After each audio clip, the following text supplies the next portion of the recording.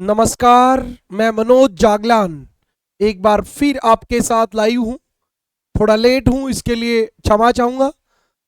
हमारे ऑपरेटर जी कुछ चीज़ों में उलझ गए थे और इसलिए क्लास चलने में थोड़ा समय लगा। इसके लिए ऑपरेटर जी की तरफ से मैं आपसे क्षमा चाहूँगा और ये क्लास अभी शुरू की जाए। जल्दी से आप सब लाइव आ जाओ और हम आज पढ़ेंगे चीनी उद्योग, उसके बाद पढ़ेंगे पटसन उद्योग, रेशम उद्योग, एल्युमिनियम उद्योग, उसके बाद आपके हैवी इलेक्ट्रॉनिक्स उद्योग। इन सब उद्योगों की चर्चा आज हम करने वाले हैं। जल्दी से आप लाइव आए और जुड़े। ओके, चीनी उद्योग को शुरू करते हैं। जल्दी से आप आ जाइए live. Okay okay, good evening, नमस्ते, राम राम, सभी को नमस्ते। चीनी उद्योग, हाँ भाई, चीनी उद्योग शुरू करते हैं। रजनी राणा, राम राम बेटा, राम राम। रजनी आ गई तो सब आ गए, क्यों? निकिता, राम राम भाई। चीनी उद्योग के बारे में शुरू करेंगे। सबसे पहले हम कुलदीप जागलान, गुड इवनिंग। सीमा, नमस्ते नमस्ते भाई, नमस्ते। करें शुरू। ओके ओके, चीनी उद्योग देश का दूसरा बड़ा कृषि आधारित उद्योग, देश का दूसरा बड़ा कृषि आधारित उद्योग, दूसरा बड़ा कृषि आधारित उद्योग। सर पहला कौन सा है, मुझे क्या पता भाई, आप बताओ। देश का दूसरा बड़ा कृषि आधारित उद्योग जो है वो तो चीनी उद्योग है। पहला कौन सा है बताओगे क्या? सतपाल, राम राम भाई, जल्दी जुड़ जाओ सभी। ओके, हाँ, रितु गोदारा, नमस्ते। देश का दूसरा बड़ा कृषि आधारित उद्योग, पहला कृषि आधारित सबसे बड़ा उद्योग कौन सा है? पहला सूती वस्त्र उद्योग। सूती वस्त्र उद्योग भी तो कृषि आधारित उद्योग है।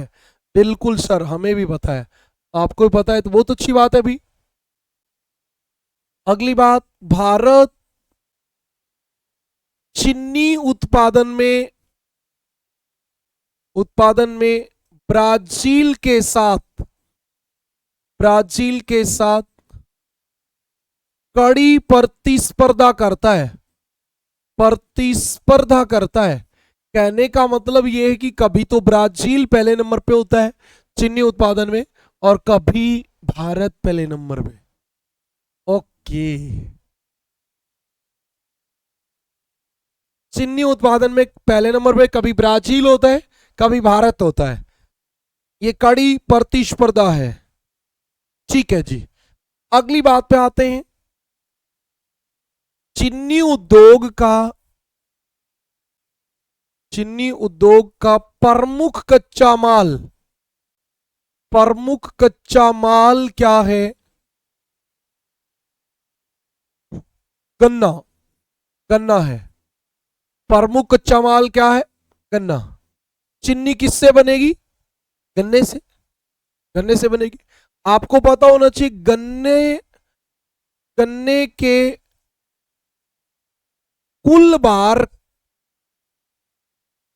हाँ, गन्ने के कुल भार, कुल भार का या कि 10 से 12% ही चीनी बनती है, चीनी बनती है। अतः गन्ना अशुद्ध कच्चा माल है, गन्ना अशुद्ध कच्चा माल है। अरे वाह भी वाह, गन्ना जो है वो अशुद्ध कच्चा माल है। ठीक है, यही बात मैंने आपको बताई भी थी। हाँ, ये बात मैंने आपको बताई भी थी। क्या? कि जैसे मान लो ये ए स्थान है और यहाँ पे गन्ना उत्पादन होता है। क्योंकि मैं कोई एग्जाम्पल बताऊंगा तो आप कोई और बात बतानी शुरू कर दोगे। चलो बता देता हूं कि मान लो ये यूपी में, आपके यूपी जो है उत्तर प्रदेश, वहां गन्ना उत्पादक क्षेत्र है। और यहाँ पे आपके राजस्थान में, राजस्थान में चाहिए चीनी, चीनी चाहिए, राजस्थान में चाहिए ही होती है। तो आप बताओ कि यूपी से हम चीनी ला के राजस्थान में गन्ना ला के चीनी बनाए या चीनी लाए, क्या लाए? चलो आपकी बात मान लेते हैं कि यूपी से हम गन्ना ले आते हैं और यहाँ ला के चीनी मिल लगा देते हैं। जब हम यहाँ चीनी मिल लगाएंगे तो यहाँ से 100 केजी जब गन्ना लाएंगे तो यहाँ चीनी बनेगी 10 केजी। अब बताओ, आप 90 किलो का भाड़ा तो फालतू का लग गया। चीनी लिखो सर, चीनी लिखा रे। हाँ, क्या लिखा? आपके समझ में है कि 90 किलो का भाड़ा फालतू में लग गया। हाँ, 90 किलो का किराया क्या है वो फालतू में लग गया। अब आप समझिए, हम यहां से क्या लाएंगे? गन्ना नहीं लाएंगे, आपकी चीनी मिल जो है वो यहीं पे लगेगी। चीनी मिल यहीं पे लगेगी, फिर हम यहां से चीनी लेके जाएंगे। यहां से क्या जाएगी? चीनी, गन्ना नहीं जाएगा। इसका मतलब चीनी मिल क्या होगी? कच्चा माल आधारित उद्योग। कच्चा माल आधारित उद्योग। कोई भी देश जहां गन्ना उत्पादन नहीं होता वो गन्ना नहीं ले जाएगा, वो चीनी ले जाएगा, चीनी। ओके, ये बात समझ में आ गई? तो चीनी उद्योग कच्चा माल आधारित उद्योग है, इसलिए चीनी उद्योग वहीं लगेगा जहां गन्ने का उत्पादन होता है। इसका एक बड़ा कारण तो ये है कि वेट लॉस ज्यादा होता है, और दूसरा बड़ा कारण ये है कि गन्ने के कटाई के बाद 24 से 48 घंटों में उसकी पिराई होना जरूरी होता है। नहीं तो उसका स्क्रोज जो होता है, उसमें जो चीनी होती है, रस होता है, वो सूखना शुरू हो जाता है। ये सब बातें आप सबको पहले से पता है। हाँ, इसके बाद हम अगली बात पे चलेंगे, और अगली जो हमारी बात रहेगी उसमें हम बात करेंगे क्या? सह उत्पाद की बात करेंगे। चीनी उद्योग के सह उत्पाद। चीनी उद्योग के सह उत्पाद आप बताइए कौन से होते हैं? मतलब चीनी के अलावा क्या क्या बनेगा? तो चीनी के अलावा यहाँ जिसको हम सीरा कहते हैं, सीरा बनेगा। एल्कोहल, एल्कोहल समझते हो आप? एल्कोहल बनेगी। इसके अलावा कागज मतलब कागज बनाने में भी जो इसका गन्ने का जो बचा हुआ भूसा होता है उसको काम में ले लेते हैं। और एक रेयोन आपके ये 3 चीजें बनती हैं। 3 क्या 4 हो गई वैसे तो। हाँ, ये बनती चीनी उद्योग के साथ बन जाती हैं। हाँ, उसके बाद आपको एक बात और याद रखना है कि देश में पहली चीनी मिल कब लगी? देश में पहली चीनी मिल देश में पहली चीनी मिल कब लगी भी? तो देश में पहली चीनी मिल 1903 में बिहार के बेतिया में लगी। 1903 में बिहार के बेतिया में लगी। बिहार के बेतिया में, ये सवाल आया हुआ है अभी, बेतिया में लगी कि देश की पहली चीनी मिल कहां लगी, ये सवाल आया हुआ है। और देश की पहली चीनी मिल बेतिया में लगी। बेतिया, बिहार के बेतिया में। कब लगी इसका कोई बहुत विशेष रहता नहीं है। हाँ, और वर्तमान में देश में 700 प्लस चीनी मिल है। अच्छा, 700 प्लस चीनी मिल है, मतलब इससे ज्यादा चीनी मिल है। ओके जी, बिल्कुल राइट बात है, कोई इश्यू नहीं है। हाँ, अब हम चलते हैं अगली बात पे। तो आपको पता चलेगा कि देश में शीर्ष गन्ना उत्पादक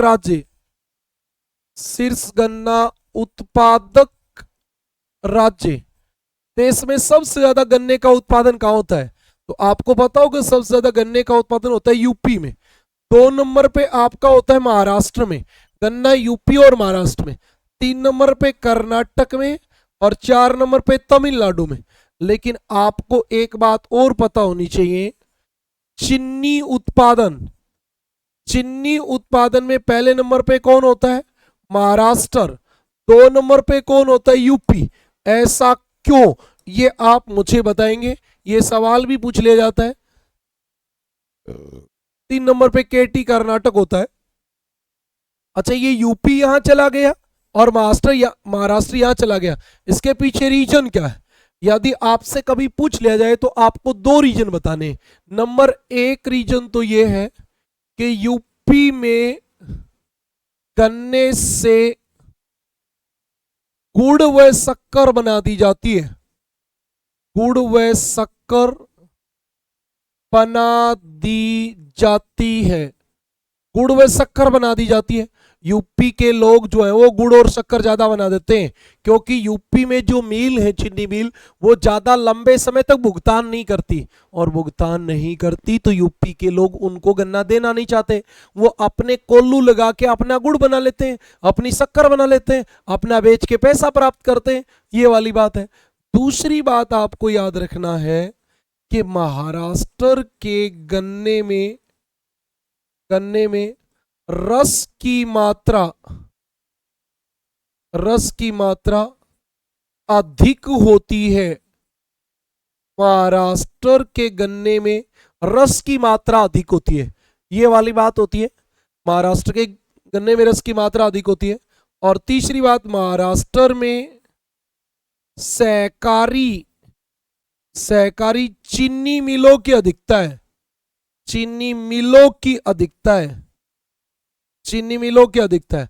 महाराष्ट्र में अधिकतर चीनी मिल जो है वो सहकारी हैं। ओके,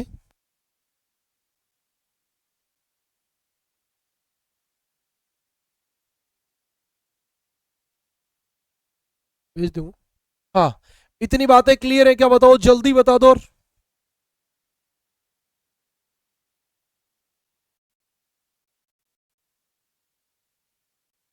हाँ, फिर मैं अगले वस्त्र उद्योग की ओर चलूंगा। पटसन उद्योग, ऊनी वस्त्र उद्योग, रेशमी वस्त्र उद्योग, 3 उद्योग और कराएंगे वस्त्र उद्योग में। चीनी उद्योग की बात ये क्लियर होगी क्या जो मैंने बताई है? अब आपको लगेगा सर ऐसा सवाल आता है क्या? एक तो ये सवाल आया है भाई, मैं आपसे वही बातें बता रहा हूं जो एग्जाम में आई हुई है। हाँ, ये तो चीनी उत्पादन में पहले नंबर पे कौन है?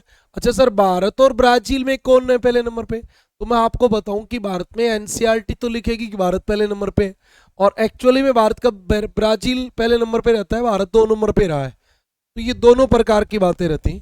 जल्दी आप लोग कमेंट नहीं कर पा रहे भाई, इतना आपने लिख लिया तो जल्दी कमेंट करें।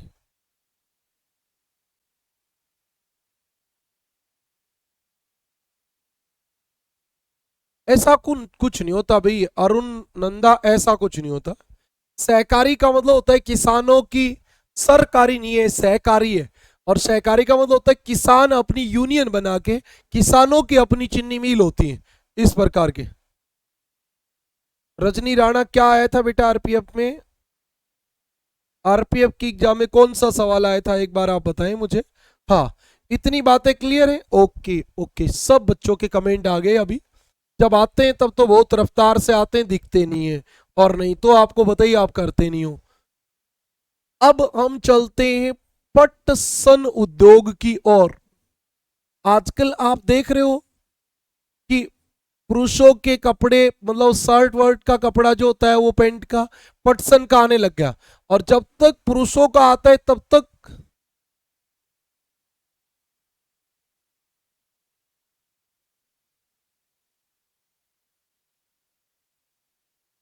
हाँ, हरियाणा की ज्योग्राफी सर पढ़ाएंगे बेटा, मुझे थोड़ी पता है। हाँ, हरियाणा का होने से हरियाणा की ज्योग्राफी थोड़ी आती है, मैंने पढ़ी ही नहीं। हाँ, अब सुनिए बात, अगली बात पे आ जाइए। मैं आपको बात बता रहा हूं पटसन उद्योग की। अभी वस्त्र उद्योग में सूती वस्त्र के बाद पटसन उद्योग का दूसरा स्थान है। मतलब पूरे देश में सूती वस्त्र उद्योग के बाद पटसन उद्योग का 2 नंबर पे है, 2 नंबर पे। ठीक है, ये बात क्लियर है। तो सूती वस्त्र उद्योग के बाद, वस्त्र उद्योग के बाद दूसरा प्रमुख उद्योग, दूसरा प्रमुख वस्त्र उद्योग, मतलब वस्त्रों में 2 नंबर पे पटसन उद्योग का नंबर आता है। ठीक है जी। अगली बात सुनिए, पहली जूट मिल कहां लगी? जूट और पटसन एक ही बात होती है।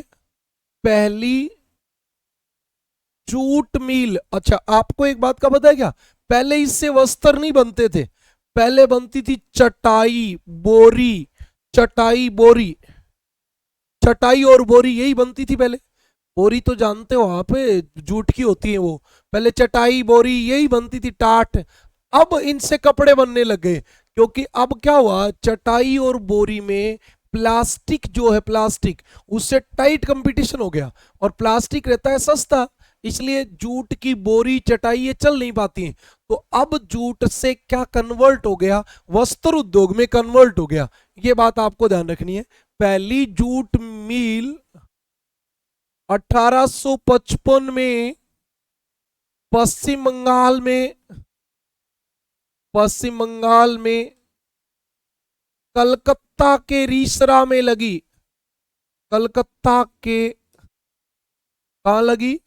रीसरा, रीसरा में लगी। कलकत्ता के रीसरा में लगी। ये रीसरा नामक स्थान पे लगी थी भी पहली, ठीक है।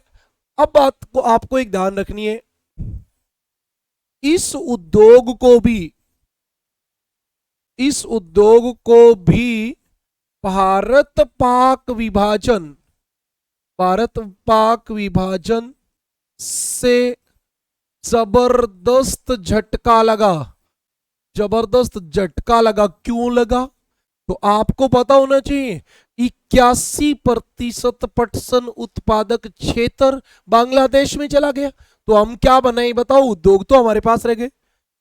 81% पटसन उत्पादक क्षेत्र, पटसन उत्पादक क्षेत्र बांग्लादेश में चला गया। बांग्लादेश में चला गया, चला गया। अरे तो पटसन उत्पादक क्षेत्र तो बांग्लादेश में चला गया, तो अब हम पटसन का बनाए क्या? और एक बात और सुनो, और झटका क्या हो गया, तथा 112 में से 102 पटसन मील, पटसन मील भारत में रह गई, भारत में रह गई। अब बताओ, जो पटसन उत्पादक क्षेत्र था वो तो पाकिस्तान में चला गया, क्योंकि उस समय तो बांग्लादेश पाकिस्तानी था, और उद्योग रह गए हमारे पास। अब हम तो उद्योगों में क्या बनाए, और वो लोग पटसन का बनाए क्या, क्योंकि उनके पास उद्योग नहीं है। ये वाली स्थिति थी। एक ये सवाल बन सकता है कि कौन कौन से उद्योग को भारत पाक विभाजन से झटका लगा, तो दो उद्योगों को, सूती वस्त्र उद्योग और पटसन उद्योग, बस इतना याद रखना। वर्तमान में, वर्तमान में शीर्ष उत्पादक देश, शीर्ष उत्पादक देश पटसन का सबसे ज्यादा क्षेत्र या देश, सॉरी राज्य, राज्य तो आपको बताइए, हमारे अभी भी पश्चिम बंगाल ही है। अभी भी हमारे पटसन का लगभग 80% जो प्रोडक्शन होता है वो क्या करता है, पश्चिम बंगाल करता है। और 2 नंबर पे आंध्रा करता है, आंध्रा, आंध्र प्रदेश, आंध्र प्रदेश के तटीय भागों में।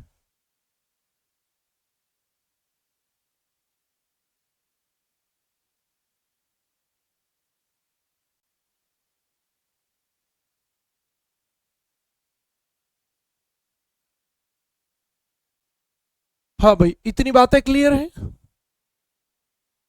आपको ज्यादातर सवाल जो पूछा गया ये रीसरा वाला पूछा गया, और आजकल ये वाला पूछा जाता है। लगभग 80% प्रोडक्शन जो होता है वो कौन करता है, पश्चिम बंगाल। पटसन का सबसे बड़ा, पटसन का सबसे बड़ा उत्पादक राज्य पश्चिम बंगाल है। पहली पटसन मिल कहां लगी, पश्चिम बंगाल के कलकत्ता के रीसरा में। और भारत पाक विभाजन से इस उद्योग को जबरदस्त झटका लगा, क्योंकि पटसन उत्पादक क्षेत्र बांग्लादेश में चले गए, पाकिस्तान में चले गए। ये बात आपको ध्यान रखनी है। ओके, इतनी बातें क्लियर हैं? तो हम अगले उद्योग पे चलते हैं, और अगला उद्योग हमारा और भी आसान है, उन्नी वस्त्र उद्योग। उन्नी वस्त्र उद्योग, आप एक आइडिया लगाइए कि वस्त्र उद्योग से आपके मैक्सिमम से मैक्सिमम एक क्वेश्चन आना है, आए तब।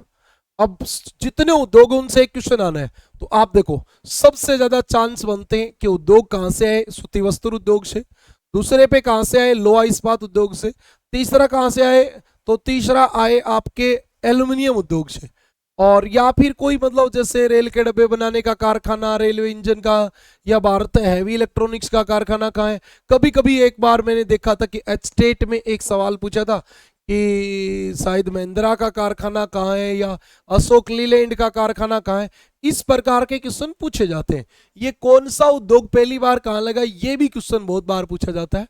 तो आपको ये भी बताना है कि हमारे उन्नी वस्त्र उद्योग सबसे पहले कहाँ लगा। तो आपको याद हो कि उन्नी वस्त्र उद्योग सबसे पहले कहाँ लगा था, 1876 में कानपुर में। कानपुर में लाल इमली के नाम से लगा, के नाम से लगा, लाल इमली के नाम से लगा। ओके भी, ये आपकी बात थी, लाल इमली के नाम से लगा। ये उद्योग का नाम था लाल इमली, ये लाल इमली उद्योग का नाम था। कानपुर में लगा था लाल इमली के नाम से। इसके जस्ट बाद 1881 में पंजाब के दारीवाल में लगा। 1881 में पंजाब के दारीवाल में लगा। पंजाब के धारीवाल, दारीवाल में लगा। आपको पता होगा पंजाब के दारीवाल, आज भी दारीवाल ब्रांड होता है, ये जगह का नाम है। आपके लोई कंबल सब बनती है दारीवाल में। तो ये आपकी बात है। अब इसके बाद तो आपके लिए इतना ही काम का सवाल बनेगा, उन्नी वस्त्र उत्पादक राज्य, क्योंकि कोई उन्नी वस्त्र से ही तो ज्योग्राफी में सब कुछ आना नहीं है। सबसे ज्यादा उन्नी वस्त्र का उत्पादन आज जो स्टेट करता है वो पंजाब करता है। सबसे ज्यादा उन्नी वस्त्र का उत्पादन पंजाब करता है। 2 नंबर पे आपका महाराष्ट्र करता है, और 3 नंबर पे आपका यूपी प्रोडक्शन करता है। उन्नी वस्त्र में पंजाब पहले नंबर पे है, ये बात आप याद रख लेना। सूती वस्त्र उद्योग में आपका महाराष्ट्र पहले नंबर पे है। एक आपका रहता है रेशमी वस्त्र उद्योग। रेशमी वस्त्र उद्योग आजकल कम उपयोग होने लगे। रेशमी वस्त्र पहले ज्यादा पहने जाते थे जब तक सूती वस्त्र उद्योग का ज्यादा प्रचलन नहीं था तब तक। और आज भारत रेशम का सबसे बड़ा उत्पादक चीन है, सबसे पुराना उत्पादक भी चीन है। पहले रेशम व्यापार, सिल्क रूट, चीन से रोम, रोम इटली, रोम, रोम को जो है ना वो रेशम जाता था, उसको रेशम मार्ग, सिल्क रूट कहते थे। पहला अंतरराष्ट्रीय व्यापार रेशम का ही शुरू हुआ था। पहला अंतरराष्ट्रीय व्यापार रेशम का ही शुरू हुआ था। तो हम बात करें तो चीन के बाद रेशम उत्पादन में, रेशम उत्पादन में भारत का दूसरा स्थान, भारत का सेकंड स्थान, भारत का सेकंड स्थान है रेशम उत्पादन में। अच्छा, हमारे पहली मील कहां लगी थी, कब लगी थी, ये भी काम का सवाल हो सकता है। पहली मील, पहली मील जो हमारी रेशम या रेशमी वस्त्र की मील लगी थी वो 1832 में ही लग गई थी, 1832 में। लेकिन वो आधुनिक स्तर की नहीं थी, मशीनों से काम नहीं हो रहा था। नहीं भाई, इसमें पहले नंबर पे ऊनी वस्त्र में पंजाब ही है। हाँ, पहली मील जो लगी थी आपकी वो कहां लगी थी, 1832 में पश्चिम बंगाल के हावड़ा, हावड़ा में, हावड़ा में east India company, east India company द्वारा, ईस्ट इंडिया कंपनी द्वारा लगाई गई, ईस्ट इंडिया कंपनी द्वारा लगाई गई पहली रेशम मील ईस्ट इंडिया कंपनी द्वारा लगाई गई 1832 में हावड़ा में। ये बात आप ध्यान रखेंगे। इसके बाद आपको पता है कि आज हमारे सबसे ज्यादा रेशम का उत्पादन कहां होता है, रेशम उत्पादक राज्य, आप कमेंट करेंगे रेशम सबसे ज्यादा कहां होता है, कर्नाटक में। कर्नाटक में। आपको एक बात और बताता हूं, 4 प्रकार का रेशम होता है, मलबरी, ईरी, टसर और मूंगा। मूंगा और मूंगा जो रेशम है वो केवल भारत में उत्पन्न होता है, केवल भारत में, बाकी कहीं उत्पन्न नहीं होता। मलबरी, ईरी, टसर और मूंगा। इसकी किस्म की बात करें ना तो एक किस्म है मलबरी, एक होता है ईरी, एक होता है टसर और एक होता है मूंगा। मूंगा 4 किस्म है और इसमें भारत का एकाधिकार है, भारत का एकाधिकार। मूंगा किस्म का जो रेशम उत्पन्न होता है उसमें भारत का पहला नंबर है। पहला नंबर तो हम नहीं कहेंगे, एकाधिकार कहेंगे। एकाधिकार का मतलब होता है अधिकांश वहीं पे उत्पन्न हो, तब हम उसको एकाधिकार कहेंगे, नहीं तो हम एकाधिकार नहीं कह सकते, पहले नंबर पे कह सकते हैं। हाँ, ये वाली बात आपको याद रखनी, mulberry, eerie, tussar, tussar, Taisor, tussar, हाँ, और मूंगा। ये आपको 2 बात याद रख लेनी, रेशमी वस्त्र की पहली मील कहां लगी? पहली मील 1832 में पश्चिम बंगाल के हावड़ा में, पश्चिम बंगाल के हावड़ा में, और ईस्ट इंडिया कंपनी द्वारा लगाई गई। और अभी सर्वाधिक उत्पादन जो कर रहा है वो कर्नाटक कर रहा है, और हमारा मूंगा, मूंगा में भारत का एकाधिकार है। ठीक है अभी, अब हम अगली बात पे चलेंगे और हम एक उद्योग पढ़ेंगे, एल्यूमिनियम उद्योग। एल्यूमिनियम उद्योग, इसमें कारखाने पूछे जाते हैं कि कौन सा कारखाना आपका कहां है।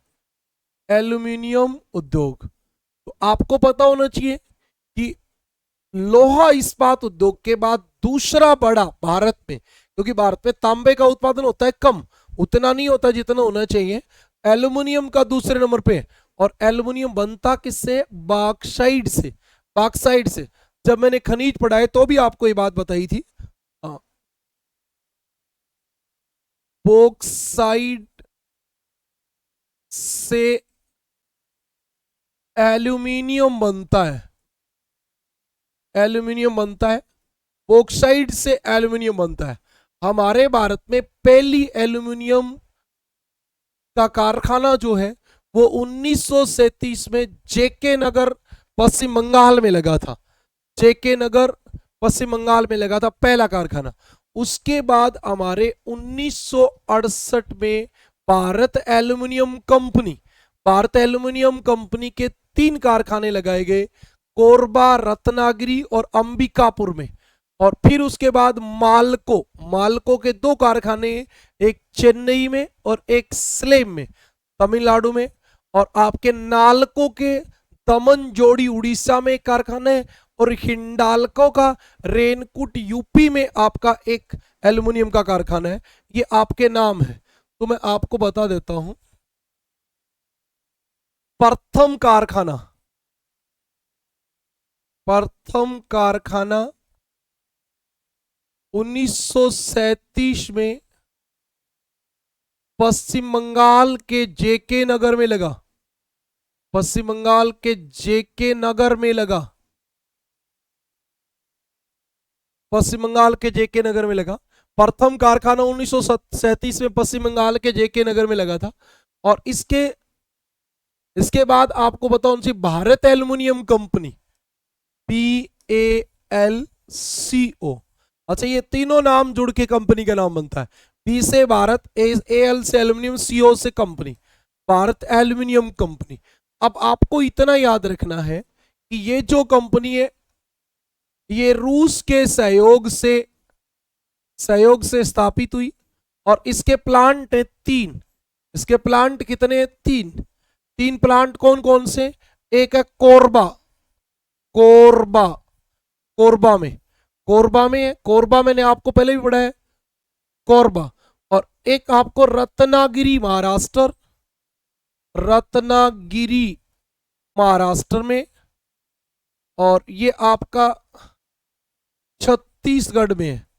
और एक इसका कारखाना है भाई अंबिकापुर में, अंबिकापुर, अंबिकापुर छत्तीसगढ़ में, ये भी आपका छत्तीसगढ़ में। ठीक है जी, कोई इश्यू नहीं है।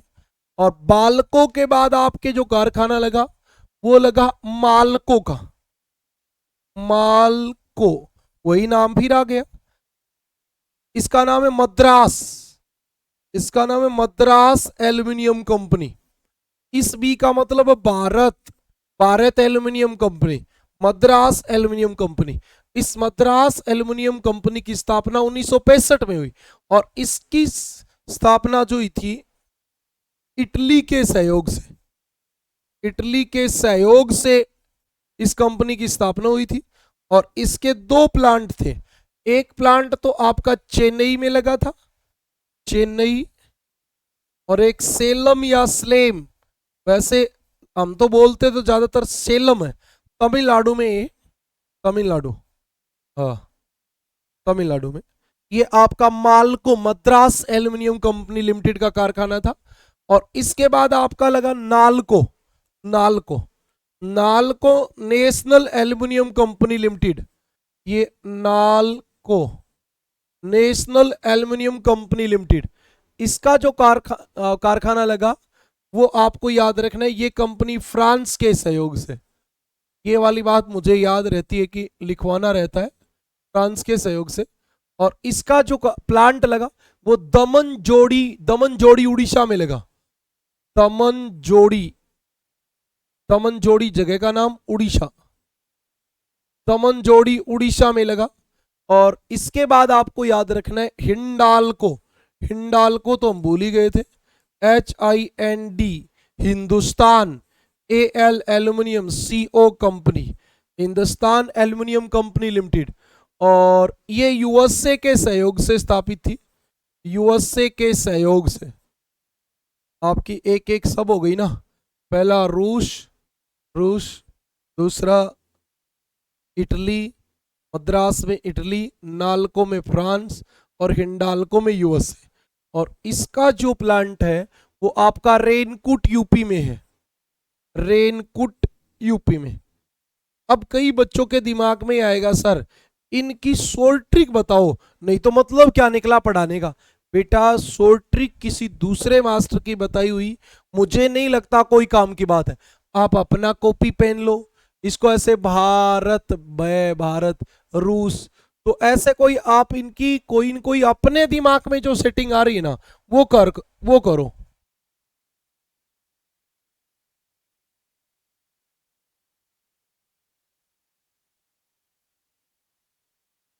बेटा मेरी क्लास तो ये 4 से 5 बजे के बीच होती है और हमने तो लगभग लगभग इंडिया ज्योग्राफी कंप्लीट करा दी, हमारे तो कंप्लीट दौर पे चल रही है, हमारे पास तो ज़्यादा कुछ अभी बचा नहीं है, हम तो एंडिंग दौर में चल रहे हैं। और अभी हम जो बात कर रहे हैं वो बहुत छोटी छोटी बातें कर रहे हैं। नीतू रानी कह रही है सर इंग्लिश के 2 टीचर हैं। बेटा ये आप कॉल सेंटर पे कॉल करेंगे, ऐप का जो कॉल सेंटर है वहाँ आप फ़ोन करें, वो आपको सही जानकारी दे पाएंगे। मेरे पास मेरी क्लास की जानकारी है, मैंने पहली क्लास से लेकर यहाँ तक कंप्लीट करा दिया लगभग लगभग। 2-3 टॉपिक हमारे इंडिया ज्योग्राफी में बचे हैं, फिर यदि हमारे बच्चों की कोई मतलब मांग होगी, डिमांड होगी, तो हम कुछ टॉपिक वर्ल्ड ज्योग्राफी के कराएंगे। ये वाली हमारी स्थिति है। हाँ अनिल ये सही बात है, मद्रास में इडली खाते हैं, इडली से इटली हो गया, तो मद्रास इडली, इटली के सहयोग से, ऐसा कि आप अपने हिसाब से ये सब सिस्टम बना सकते हो, ये सही बात है। जैसे एक बच्चा लिख रहा है कि सर मद्रास के लोग जो होते हैं वो इडली खाते हैं, इडली, तो मालको जो है वो इटली के सहयोग से लगा। अब ये आपका भारत एल्युमिनियम, भारत, भारत और रूस पुराने दोस्त हैं, तो बालको वाला रूस के सहयोग से लगा। इंडिया, इंडिया वाला जो है नया इंडिया नेशनल वाला, वो अब नेशनल फ्रांस, तो आप कोई ना कोई ऐसे कोई सिस्टम बढ़ाओ।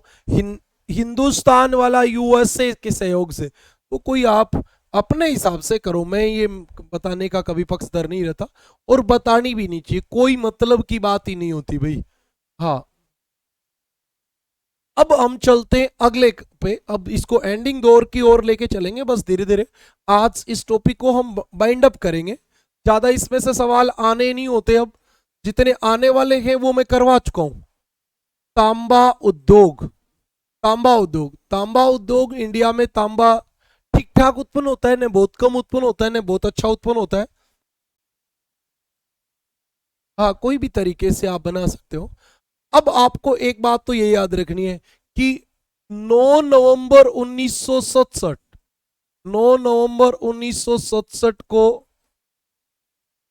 HCL की स्थापना, HCL यानी Hindustan copper limited, Hindustan copper, copper मतलब तांबा, हिंदुस्तान कॉपर लिमिटेड ये कंपनी जो बनी ये 9 नवंबर 1967 को बनी।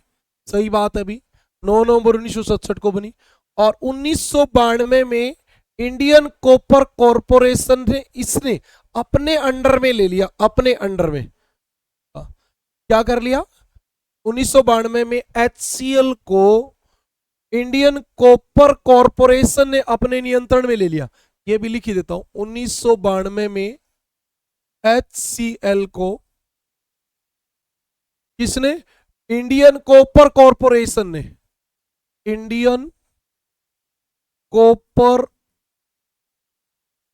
कॉरपोरेशन ने, कॉरपोरेशन ने अपने नियंत्रण में ले लिया, अपने नियंत्रण में ले लिया। और आपको पता होगा कि हमारे मेनली 3-4 ही कारखाने हैं जो ज्यादा प्रसिद्ध है। तो वो प्रसिद्ध की बात करें तो एक तो आपका है Khetri Copper complex, Khetri Copper complex, complex, Khetri Copper complex, Khetri Copper complex. और खेतड़ी कॉपर कॉम्प्लेक्स जो आपका है वो कहाँ है, वो राजस्थान में है, राजस्थान में। खेतड़ी कॉपर कॉम्प्लेक्स राजस्थान में झुंझुनू जिले में है। हाँ, और एक आपका था इंडियन, इंडियन कॉपर कॉम्प्लेक्स। अब इससे कैसे पता चले भी, खेतड़ी से तो फिर भी पता चल जाए। इंडियन कॉपर कॉम्प्लेक्स कहाँ है, तो ये घाटशिला झारखंड में, घाटशिला झारखंड, घाटशिला झारखंड, घाटशिला झारखंड में है। और इसके बाद आपको यह भी पता होगा सबसे ज्यादा जो उत्पादन होता है तांबे का वो तो मध्य प्रदेश में होता है, वहां मलजखंड, मलजखंड, हाँ Malajkhand, Malajkhand copper complex MP में है। और एक महाराष्ट्र में तलोजा,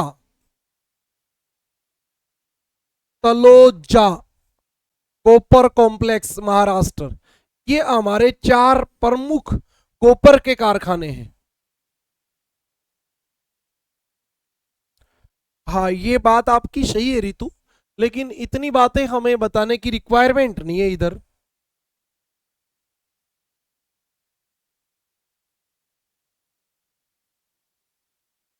आप HCL, रितु एक बार चेक कर बेटा तो क्या लिख रही है।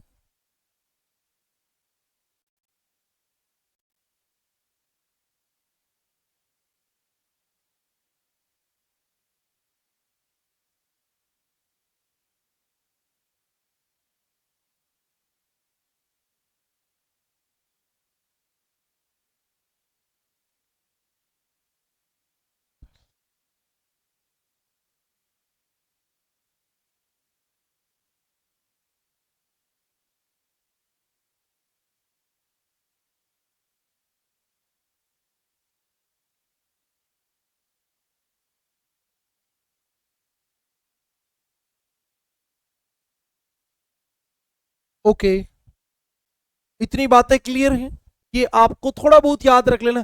Khetri Copper Complex Rajasthan, Indian Copper Complex Ghatshila Jharkhand, Malajkhand MP, Taloja Maharashtra, केवल नाम नाम याद कर लेने। अच्छा, कुछ मेरे दिमाग में ऐसे चल रहा है जो मोटी मोटी चीजें मुझे दिमाग में आ रही वो करवाने की, कुछ ज्यादा नहीं कराऊंगा लेकिन फिर भी आपको, जैसे एक Hindustan machine tools, Hindustan machine tools, मैं पहले कह रहा हूं ज्यादा सवाल इसमें से आते नहीं है, तो कोई आप बहुत सीरियसली इनको रटना मत। एक बार जितनी बातें मैं बता रहा हूं थोड़ा बहुत सीख लो।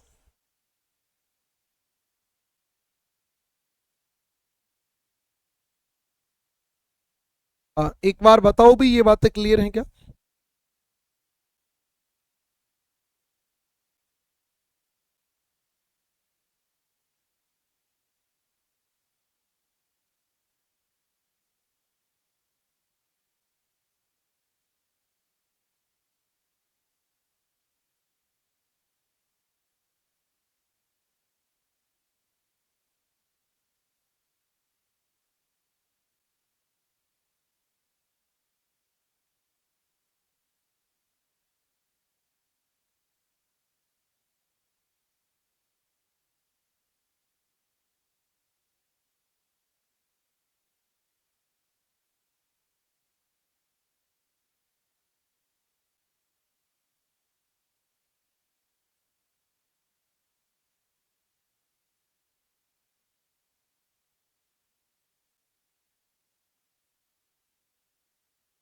बेटा रितु, HMT तो बंद हो गई जी, हाँ बंद हो गई बेटा, लेकिन पढ़ना तो पड़ेगा ना।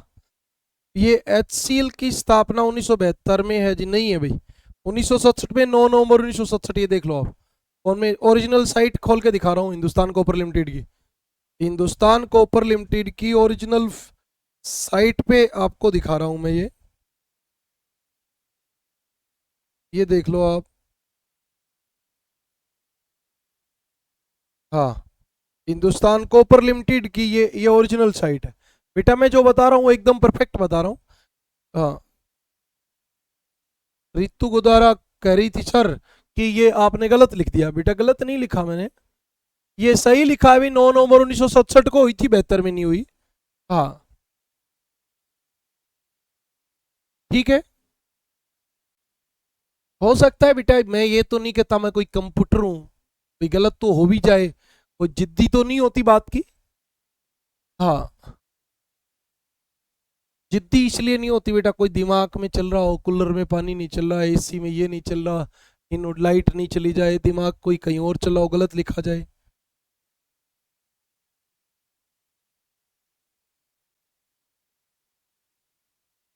हाँ, ये हो सकता है। हाँ, मैं कॉपर लिमिटेड की बात कर रहा हूँ ना, बिल्कुल सही बात।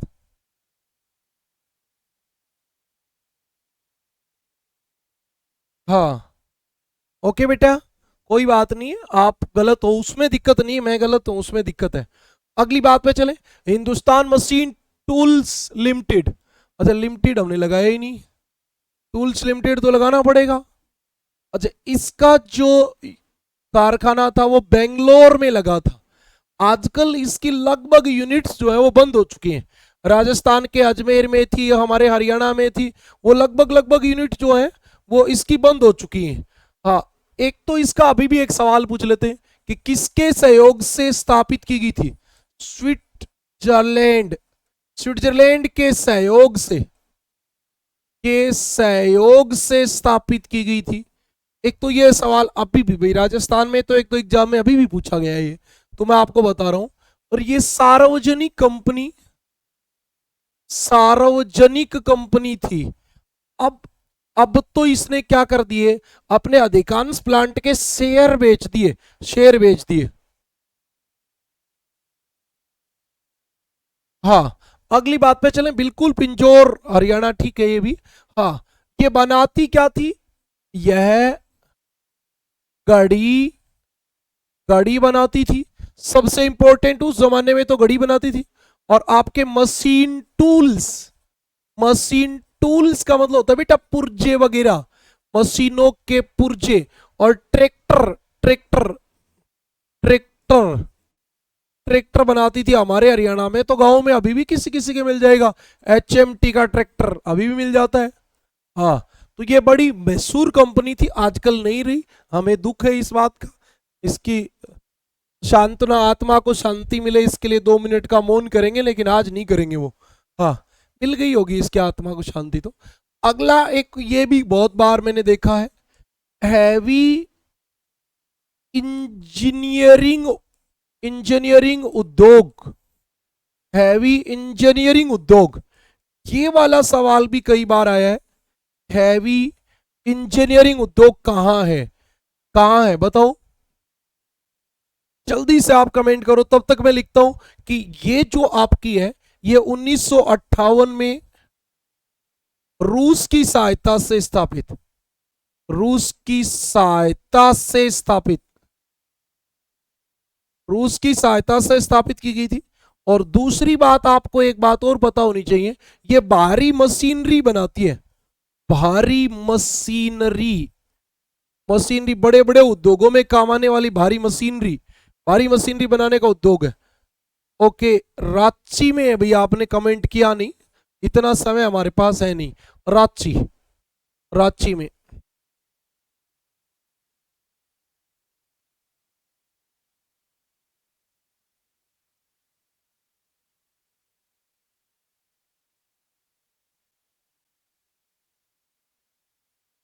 हाँ, आप और कोई बात बताओगे, बताओ। अच्छा, एक सवाल पूछ ले,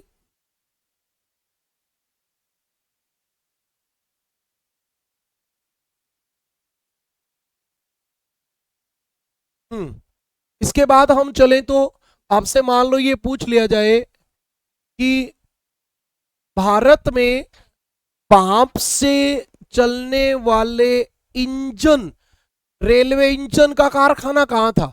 तो ये था चितरंजनपुर में। बहुत बार ऐसे सवाल आते हैं, चितरंजनपुर में।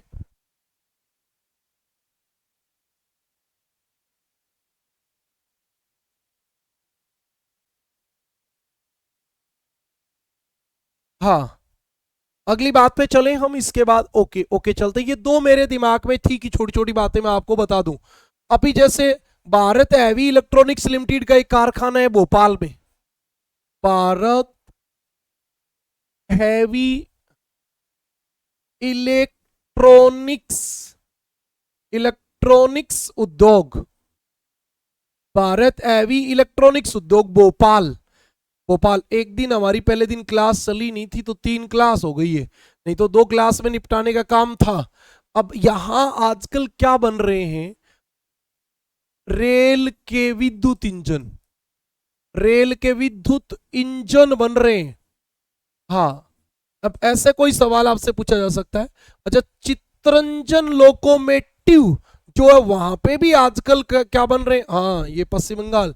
बिल्कुल सही बात लिखी आपने। ये चितरंजन, चितरंजन गलत लिख दिया भाई, लिखा नहीं गया सही।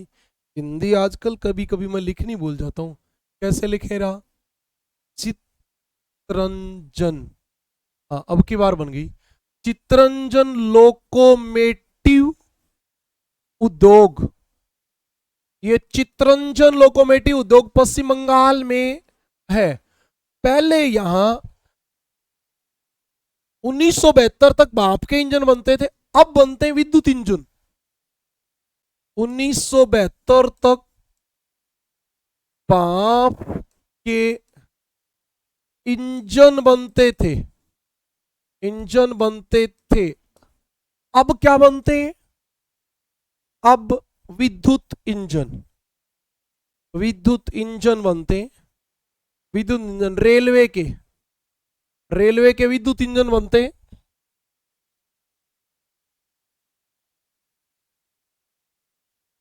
डीजल लोकोमेटिव, बिल्कुल आपने सही बताया, वर्कशॉप वाराणसी में बनते हैं। डीजल इंजन, डीजल इंजन कहां बनते हैं? वाराणसी में, जिस कंपनी का नाम है diesel locomotive works. Diesel locomotive works.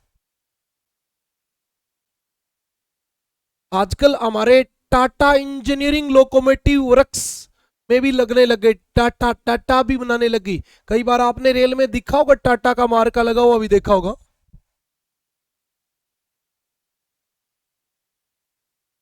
अच्छा, चितरंजन गलत लिख दिया गया।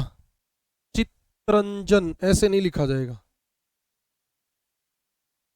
सही आपके लिखा आएगा बेटा, चितरंजन ऐसे लिखा जाएगा। ठीक है भाई।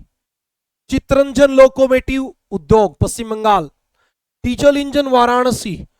रेल कोच का आपको पता ही है, ये तो कोई बताने की जरूरत नहीं है। टाटा इंजीनियरिंग लोकोमोटिव जमशेदपुर, ये बताने की जरूरत नहीं है। हाँ, ओके। उसके बाद हम चलेंगे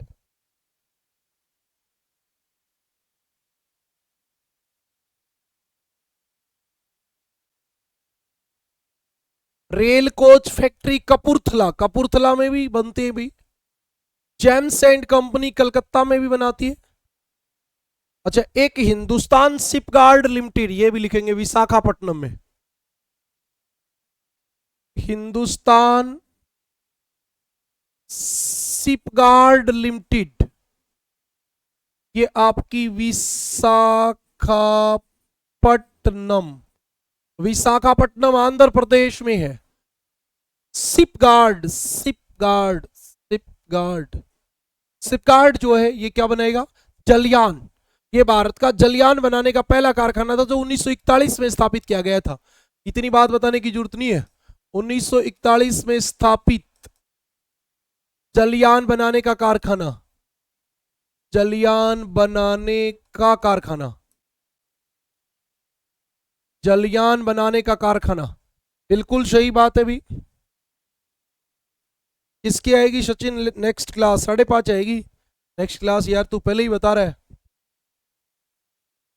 जल्दी से इतनी बातें लिख दो। अच्छा, एक आपके कोच्चि में भी तो है, Kochi, Kochi shipyard limited, Cochin shipyard limited, ये आपका जापान के सहयोग से स्थापित किया गया था भाई। कोचीन शिपयार्ड लिमिटेड, ये तो कोचीन में ही है। एक आपका हुगली डॉक व पोर्ट इंजीनियरिंग लिमिटेड, हाँ ये भी हुगली, हुगली के नाम से हुगली डॉक व पोर्ट, डॉक व पोर्ट इंजीनियरिंग लिमिटेड, ये आपका एक कारखाना है। कहां पे? कलकत्ता में, सार्वजनिक क्षेत्र का है। कलकत्ता, कलकत्ता सार्वजनिक क्षेत्र का कारखाना है। ओके भी, ओके। पहले तो नहीं आती थी, पहले 5:30 आती थी क्लास तुम्हारी। अच्छा, आजकल एक मजगांव गोदी शिपयार्ड मुंबई में भी है, नौसेना के लिए जलयान बनाता है वो। एक क्लास लिख देता हूं, मजगांव गोदी शिपयार्ड लिमिटेड। आज हमारी क्लास थोड़ी सी लेट स्टार्ट हुई, मुंबई, मुंबई। और एक बात याद रखना, नौसेना के लिए, नौसेना के लिए जलयान बनाता है। अच्छा, एक बात और बताओ, इसके अलावा उद्योगों में कुछ कराने की जरूरत है या बहुत हो गया? जल्दी बताओ। कांच उद्योग फिरोजाबाद, ये बात भी सही है। ताला उद्योग, कांच उद्योग, ऐसे थोड़ा बहुत तो आप अपने आप ही कर लोगे। ऐसा छोटी छोटी बातें जो रटने वाली होती हैं वो तो आप कर ही लोगे। हाँ, मेरे दिमाग में केवल 2-4 चीजें और थी।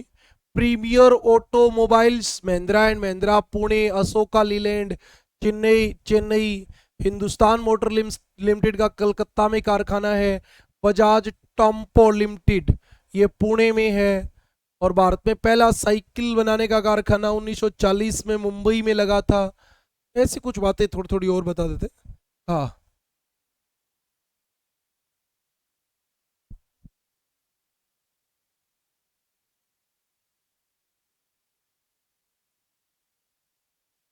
ओके ठीक है,